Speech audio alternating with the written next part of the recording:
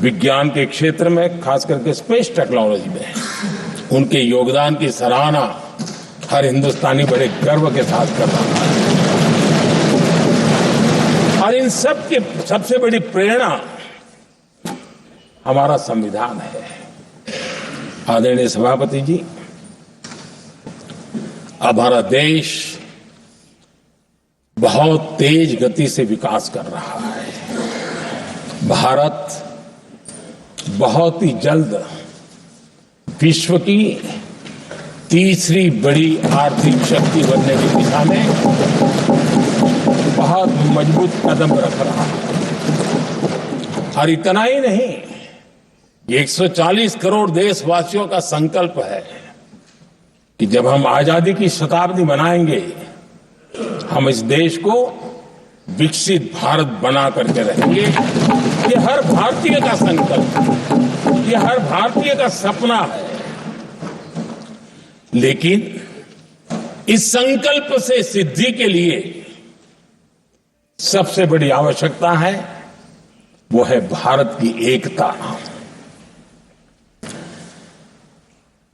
हमारा संविधान भी भारत की एकता का आधार है। हमारे संविधान के निर्माण काल में इस देश के बड़े बड़े दिग्गज थे, स्वतंत्रता सेनानी थे, साहित्यकार थे, विवेचक थे, सामाजिक कार्यकर्ता थे, शिक्षाविद थे,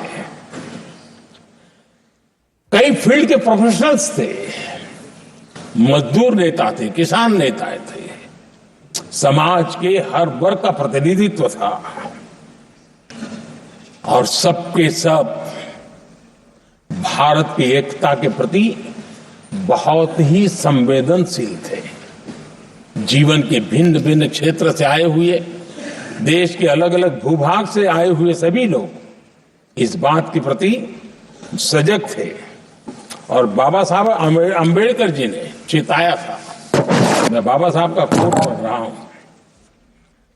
बाबा साहब अंबेडकर ने कहा था, समस्या ये है कि देश में जो विविधता से भरा जनमानस है, उसे किस तरह एक मत किया जाए, कैसे देश के लोगों को एक दूसरे के साथ होकर निर्णय लेने के लिए प्रेरित किया जाए, जिससे कि देश में एकता की भावना स्थापित हो। आदरणीय सभापति जी, मुझे बड़े दुख के साथ कहना है कि आजादी के बाद एक तरफ संविधान निर्माताओं के दिल दिमाग में एकता थी, लेकिन आजादी के बाद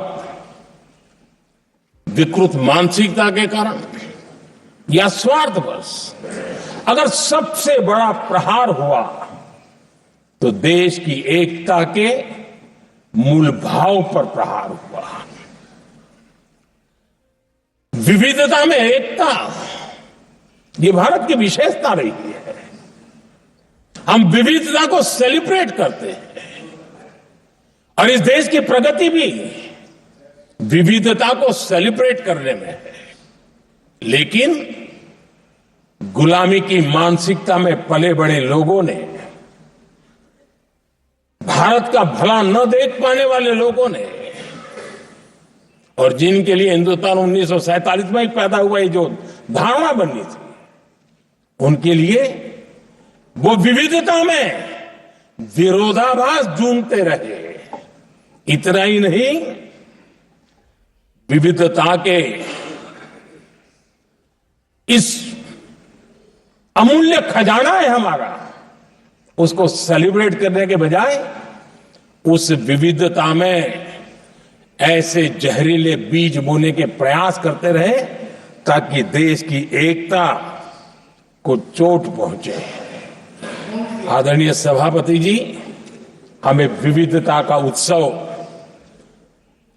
हमारे जीवन का अंग बनाना होगा और वही बाबा साहब आंबेडकर को सच्ची श्रद्धांजलि होगी।